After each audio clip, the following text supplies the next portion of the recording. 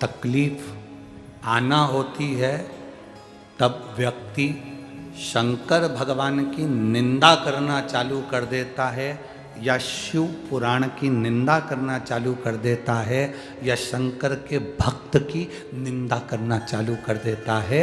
सब समझ लेना, जब मुख से शंकर की निंदा हो रही हो, शिव पुराण की निंदा लोग कर रहे हों, जिसने करी, अब समझ लेना कि उसके जीवन का तकलीफ का समय प्रारंभ हो गया।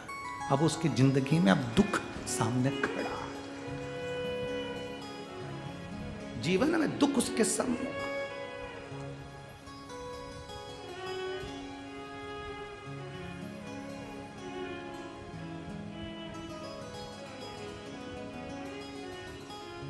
जैसे ट्रेन का सफर करने वाले को दरवाजे के पास की सीट मिलती है तो सबसे ज़्यादा तकलीफ का सामना करना पड़ता है। जो जाए वो दरवाज़ा खोल के चले जाए, सर सर करके हवा आए।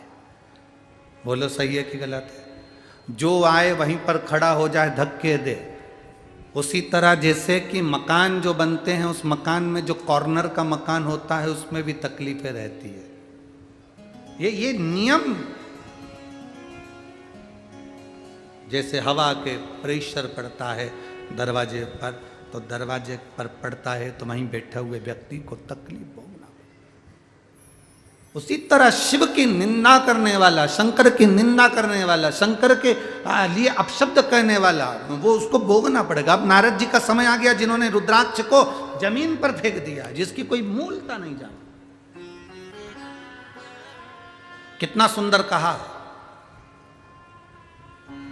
तुलसी का मन का और रुद्राक्ष का मन का कभी खंडित नहीं होता।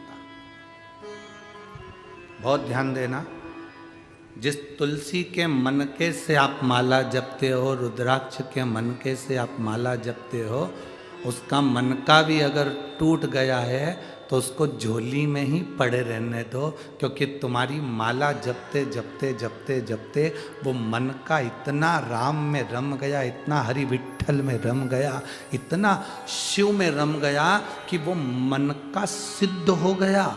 और इतना सिद्ध हो गया कि वो मन का टूटने के बाद भी टूटा हुआ नहीं है, वो सिद्ध की सिद्ध है।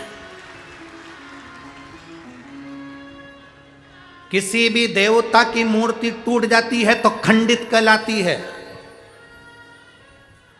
राम जी की मूर्ति टूट गई, खंडित कहलाएगी। भगवान कृष्ण की मूर्ति टूट गई, खंडित कहलाएगी।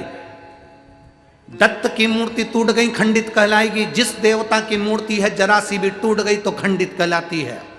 पर केवल एक शंकर जी का शिवलिंग ऐसा होता है जो टूट भी जाता है तो खंडित नहीं कहलाता, अखंड कहलाता है। तुम्हारे घर में अगर शंकर का शिवलिंग है, वो टूट भी गया, आप सीहोर का कंकर उठा कर लिया, उसके टुकड़े टुकड़े हो गए। आप शंकर नर्मदा का कंकर उठा के लिया, उसके टुकड़े टुकड़े हो गए। तुम्हारे घर में जो शिवलिंग है वो टूट गया, खंडित हो गया, वो खंडित नहीं माना जा सकता, उसको खंडित नहीं कर सकते। उसके 4 टुकड़े भी हो गए तो वो सहस्त्र कहलाएगा, उसके टुकड़े टुकड़े भी हो गए तो सहस्त्र शिवलिंग कहलाएगा, सहस्त्रलिंग कहलाएगा। वो खंडित नहीं कहला सकता। हमसे लोग बात कहते हैं, गुरुजी हमारे गांव में एक बहुत पुराना शिवलिंग है, वो खंडित हो गया, तो वो शिवलिंग का हम क्या करें? हमने कहा फोटो भेजो जरा शिवलिंग का। अब उन्होंने फ़ोटो भेजा शिवलिंग का, और फ़ोटो भेजा तो फ़ोटो आया। फिर हमने आश्रम पर जब फ़ोटो आया कुबेरेश्वर धाम पर, तो ऑफिस के उस व्हाट्सएप पर हमने देखा, चेक करा, तो हमने कहा शिवलिंग कभी खंडित नहीं होता। शंकर के शिवलिंग के अगर बारीक बारीक टुकड़े टुकड़े भी हो जाए, कण कण भी अलग हो जाए, तो भी वो शिवलिंग ही कहलाता है। कभी जाना कुल्लू मनाली में बिजली महादेव हैं, कभी मौका लगे तो बिजली महादेव का दर्शन करने जाना। आसमान में जो बिजली चमकती है वो बिजली महादेव पर गिरती है, उसका नाम बिजली महादेव है। बिजली महादेव पर गिरती है तो महादेव के शिवलिंग के टुकड़े टुकड़े हो जाते हैं, इतने टुकड़े होते हैं कि उसको बारीक बारीक टुकड़ों को वापिस जोड़ना पड़ता है। शिवलिंग के टुकड़े टुकड़े हो जाते हैं, बिजली महादेव पर बिजली गिरती है, टुकड़े टुकड़े हो जाते हैं। जब टुकड़े टुकड़े हो गए तब एक परिवार में, उसके परिवार में कोई विकलांग है, वो विकलांग ऊपर जाता है, उसके घर में कोई ना कोई विकलांग जरूर होता है, वो सब दूर से माखन मंगकर ऊपर जाता है, बिजली महादेव के टुकड़े टुकड़े इकट्ठे करता है, मक्खन से उसको जोड़ देता है, जोड़कर 1 लोटा जल समर्पित करता है, फिर हाथी के पांव से भी तुड़वाओ तो वो महादेव नहीं टूटते हैं, उसको बिजली महादेव कहते हैं। बिजली महादेव जिनके टुकड़े टुकड़े होकर जुड़ जाते हैं। शंकर भगवान कभी खंडित नहीं होते, कभी खंडित नहीं है, अखंड है, अखंड।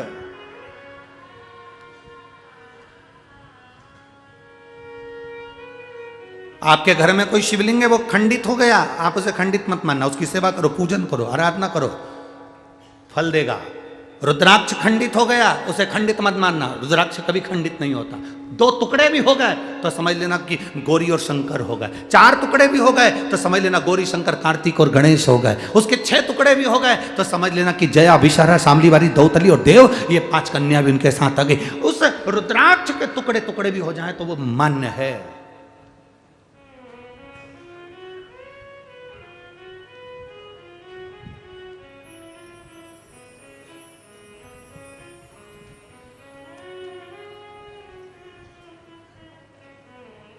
सीहोर में कुबेरेश्वर धाम पर जो रुद्राक्ष मिलता है, उसमें अगर थोड़ा सा भी रुद्राक्ष, कई माताएं कहती है ये खंडित है। अब उनको समझाने वाला कौन समझाए,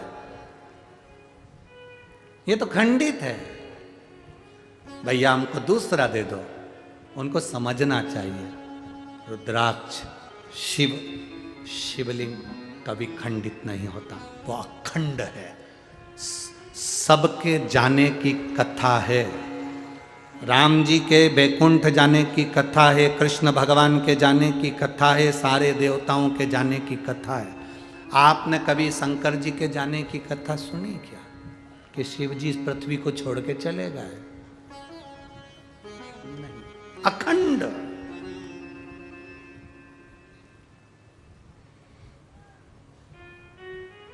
जो दुनिया के लोग तुमसे कहें कि पंढरपुर का इतिहास बताओ, कोई दुनिया के लोग कहें तुमसे कि चंद्रभागा का इतिहास बताओ, भीमा का इतिहास बताओ, कोई तुमसे कहे कि इस पंडरीनाथ का इतिहास बताओ, क्या ये पौंडलिक था तब पंढरपुर था ना?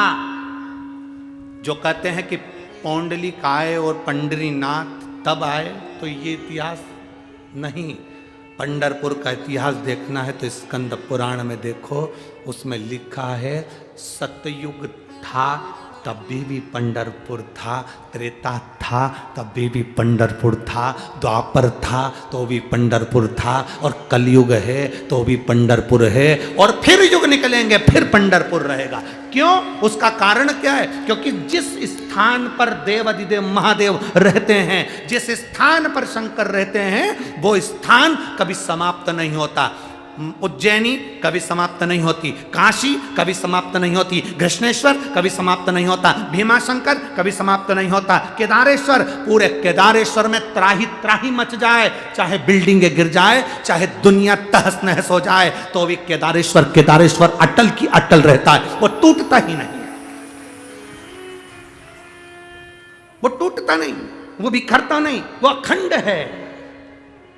सोमनाथ जिस पर लोगों ने आक्रमण करा, सारा तोड़ दिया, फिर अखंड हो गया,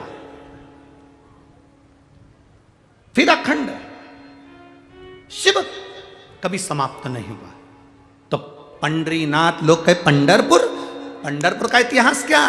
पंढरपुर का इतिहास यह कहता है शिव पुराण का कि पंढरपुर आज का नहीं, पंढरपुर में हरि विठ्ठल महादेव दोनों विराजमान है। जहां शिव है वो कभी समाप्त नहीं हो सकता, वे अखंड है, अखंड है।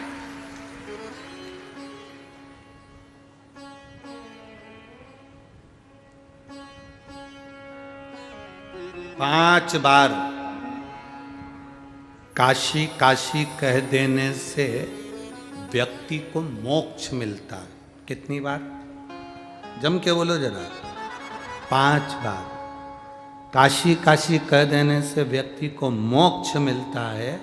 शिव महापुराण कथा कहती है 1 बार मुख से हरिहर विठ्ठल कह देने से दुनिया को तृप्ति प्राप्त होकर परम धाम मिलता है। केवल एक बार मुख से विट्ठल नाम का, क्योंकि शिव विट्ठल में समाहित और विट्ठल शिव में समाहित।